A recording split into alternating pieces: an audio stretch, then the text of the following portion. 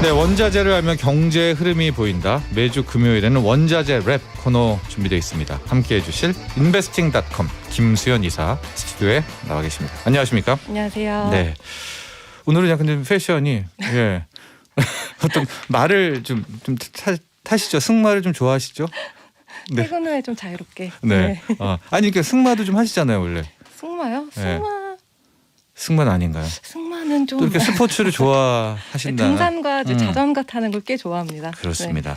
보이는 라디오를 통해서 보시면 우리 김수현 이사의 또 패셔너블한 모습들 볼 수가 있겠고요. 인베스팅닷컴 때문에 또 많은 청취자분들이 문의들이 들어와요. 그렇죠. 최근에는 그 인베스팅닷컴이 실시간으로 좀 많이 선물 시장이라든가 그렇죠. 공급을 하고 있어서 관심 높아지고 있죠. 네네. 그리고 여기서 너무 많이 밀어주셔가지고. 네.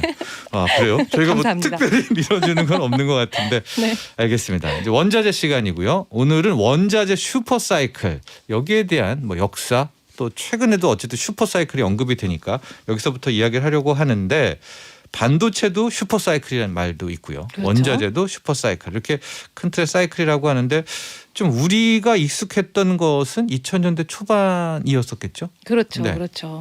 뭐 일단은 오늘 이 코너를 이 시간 안에 다 할 수 있을까 걱정이 먼저 앞서는데 네.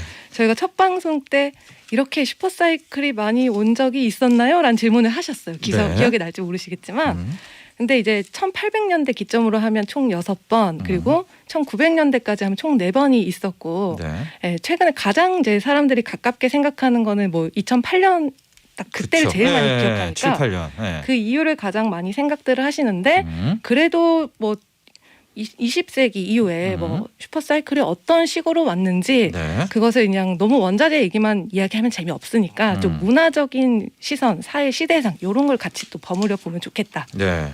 생각을 그러니까 했습니다. 우리가 1800년대부터는 6번이지만 일단 앞에 둘은 제치고 그렇죠. 1900년도부터 해서 4번의 원자재 슈퍼사이클. 네. 약간 의역해서 말하면 원자재 버블. 그렇죠. 원자재 값의 폭등이 있었다. 네. 그 4번의 시기를 한번 우리 김수현 이사께서 정리를 하면서 과연 지금이 원자재 버블이냐 아니냐에 대한 또 뭐 통찰까지도 우리가 해보던 네. 그런 시간을 풀어가 볼까요? 네, 좋습니다. 네.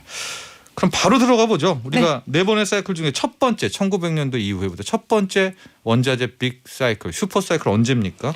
네, 쉽게 설명을 드리면 네. 2차 산업혁명 때다라고 기억을 하시면 될 것 같은데요. 예. 1906년부터 1920년대까지입니다. 네. 이제 그때 뭐 세계 1차 대전도 같이 경험을 했었는데 네. 처음으로 이제 경기 침체와 이제 부양 그걸 경험했던 시기라고 볼 수가 있습니다. 네.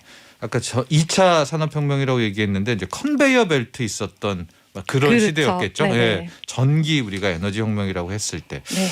그때가 1910년, 16년 시대상도 굉장히 궁금해요. 이거 너무 먼 얘기 같은데. 그렇죠. 네. 이제 와닿지 않으신 분들은 이제 위대한 개츠비 딱 얘기를 하면은 예. 아 그때 하고 딱 이해가 되실 거예요. 예. 위대한 개츠비 읽으셨거나 영화 보시지 않았어요? 영화는 봤어요. 그렇죠. 영화는 봤는데 책으로는 솔직히 안 읽었습니다. 이야기를 해주셔야 될 것 같은데요. 뭐 위대한 쉽게 개츠비. 네. 저희 이제 요즘에 그 누구냐 일론 머스크가 위대한 개츠비 이렇게 흉내내는 패러디 그림이나 이런 것들도 많이 플렉스 이런 느낌으로 좀 많이들 하시는데 예. 이제 개츠비가 자기가 이제 가난해서 사랑을 잃었다 하고 이제 상실에 빠져서 예. 물질적인 이제 성공을 이루면 사랑을 다시 찾을 수 있을 거란 희망을 갖고 있죠. 네. 근데 다른 부분에서만큼은 많이 타락하고 이제 변했지만 예. 사랑만큼은 또 순수하게 차지하고 싶은 그런 좀 집착적으로 거의 예. 그런 면들이 있었는데 결국에 뭐 그게 좀 비극적으로 끝나기는 했지만요. 그때 보면 그때 뭐 소비 패턴이나 반대로 또 도덕적으로는 얼마나 타락을 했고 네. 이런 것들을 보면 이 경제가 활성화됐을 때 네. 어떤 양상을 이제 상류층에서 보였는지 쉽게 이해를 할 수 있겠습니다. 그 1900년도 초반이었고요. 네. 크게는 1917년이었는데 일단 한 번의 전쟁이 있고 그렇죠. 그걸 다시 복구하니까 원자재 수요가 컸겠고 그렇죠. 또 앞서 말한 것처럼 이제 2차 산업혁명이니까 전력이 또 막 떼어야 되잖아요. 그렇죠. 그러니까 또 원자재 수요가 커서 첫 번째 버블이 왔다. 뭐 빅사이클, 슈퍼사이클이 왔다. 네. 이렇게 표현을 할 수가 있겠고 그 시기가 궁금하다면 위대한 개츠비를 읽어라. 네. 예, 피츠제럴드의. 그게 첫 번째 이제 슈퍼사이클이었다라고 하면 두 번째 원자재 슈퍼사이클은 언제였을까요?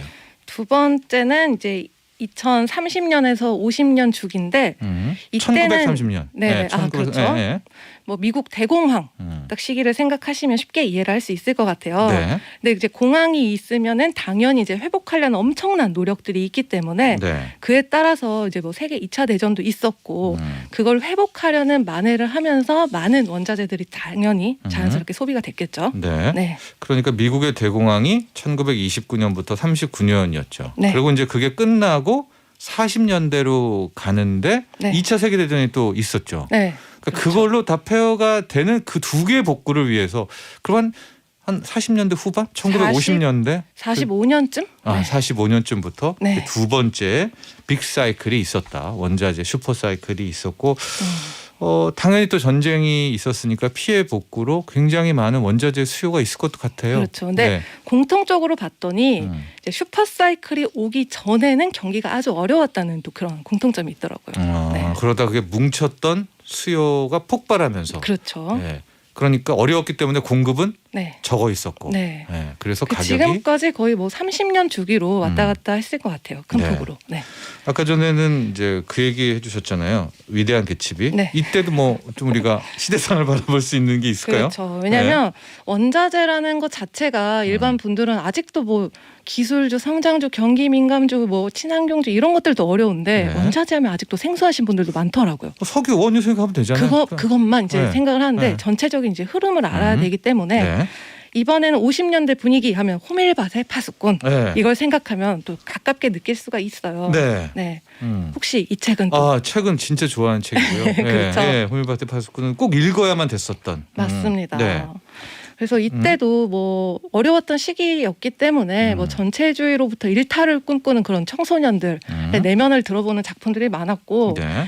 이때 보면은 뭐 지금도 SNS 시대여서 근황을 올리지만 정작 이렇게 온택트이진 않잖아요. 네. 그런 소통들이 네. 이때 당시에도 뭐 센트럴 시티에 있는 그런 센트럴 파크에 있는 오리가 왜 없어졌지 하는 것들은 궁금해도 옆에 이웃이 얼마나 어렵게 사는지 이런 것들은 굉장히 건조하게 무관심하던 시기였거든요. 아, 이때까지도요. 그렇죠. 근데 반면에 반문화는 너무너무 이제 휘황찬란했기 때문에 네. 그런 것들을 이제 청소년들이 보기에 부정적으로 볼 수밖에 없었고 이제 전쟁 이후의 회복기에는 이런 네. 양상들이 많이 공통적으로 드러났던 것 같아요. 네. 물질 만능주의 같은 거. 그렇죠. 예. 네. 그때 우리 그 친구가 맞아요. 콜필드가 학교를 퇴학을 당하고 이제 좀 돌아다니죠. 맞아요. 네. 방황하면서. 네. 좀 돌아다닐 때가 딱 이때다. 그렇죠.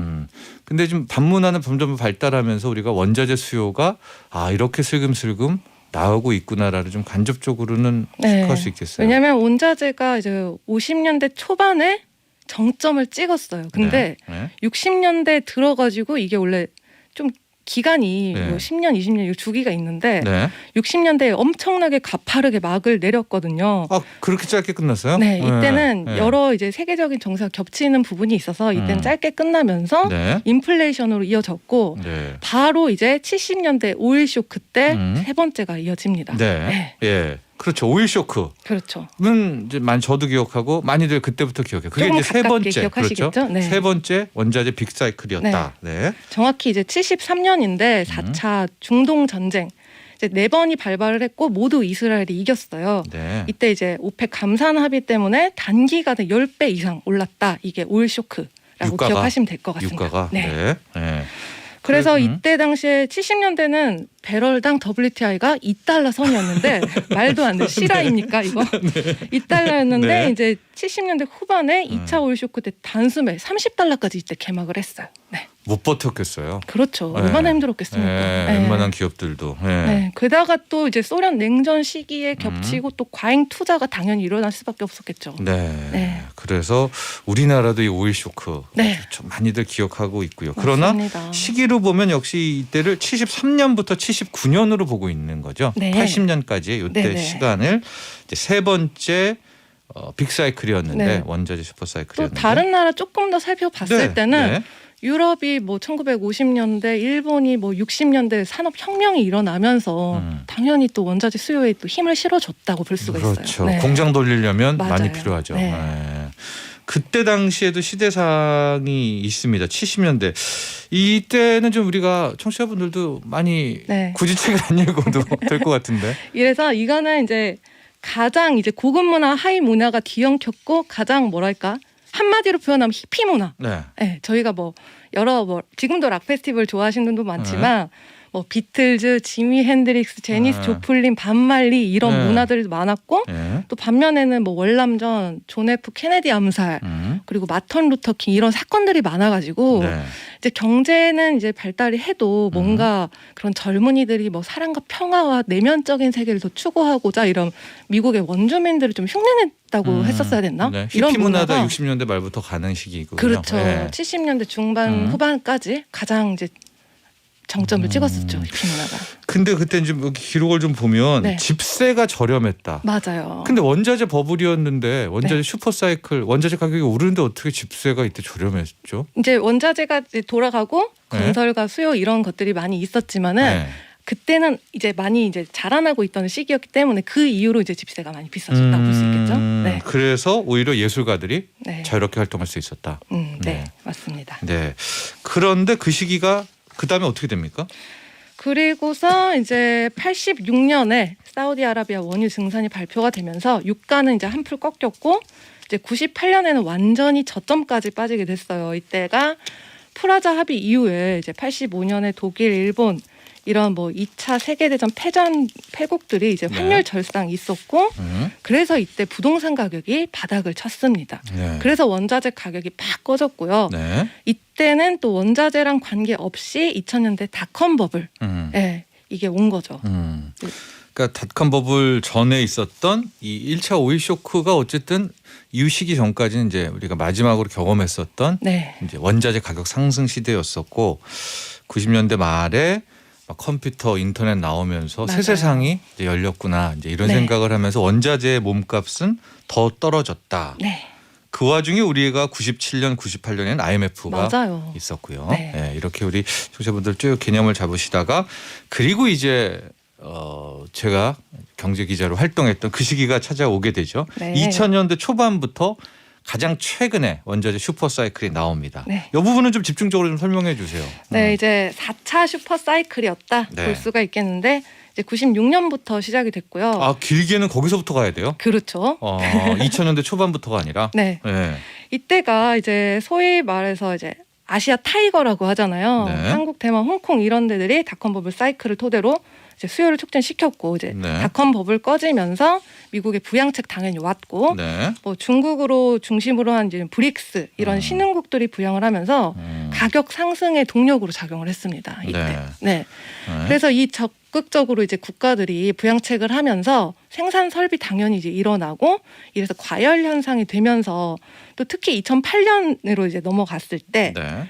뭐가 떠오르세요? 가장 2008년 하면 상징적으로 부동산 세계 거품. 거품이 또 꺼지죠. 네. 그해 가을 겨울에는 맞습니다. 네. 생겼다가. 네. 왜냐하면 그 이후에 그리고 2011년에는 유럽의 재정 거품도 꺼지고 위기가 있었고 또 네. 중국의 과잉 생산 이런 문제들이 여러 가지가 자리를 잡았었죠. 네, 그렇습니다. 좀 시기별로 보면 이제 아픈 뜸을 들인 거고 맞아요. 2003년, 4년, 5년, 6년, 7년, 8년 이때가 무섭도록 원자재 가격이 이제 높아졌다. 그렇죠. 핵심은 중국이 막 공장을 돌리면서 커갔고 중국 외에 브릭스 펀드 생각나는데요. 네. 브라질, 러시아, 인도도 어마어마한 성장을 하면서 역시 원자재 수요가 커져서 그때 기사거리 많으셨겠어요. 엄청 맞습니다. 바쁘셨죠. 브릭스 펀드를 뭐 매일 썼던 것 같아요. 아, 네, 기사를 쓰고. 힘드셨겠다. 네, 힘들지는 않았습니다. 네, 힘들진 않았었고 이러다가 또 이제 유가가 네. 쭉 빠집니다. 그때 배럴당 뭐 100달러, 110달러 가다가 이제 오게 되고 최근에 코로나19 터지면서 마이너스 맞아요. 유가까지 나온 이제 그런 우여곡절 끝에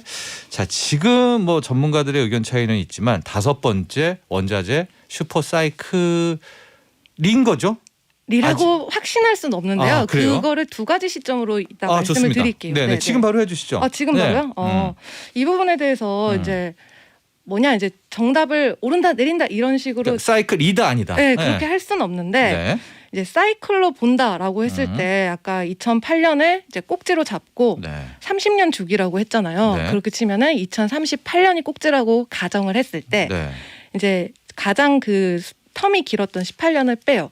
그렇다고 치면은 2020년이 되거든요. 네. 그러면 2020년부터 이렇게 시작이 됐다라고 볼 수가 있어요. 네.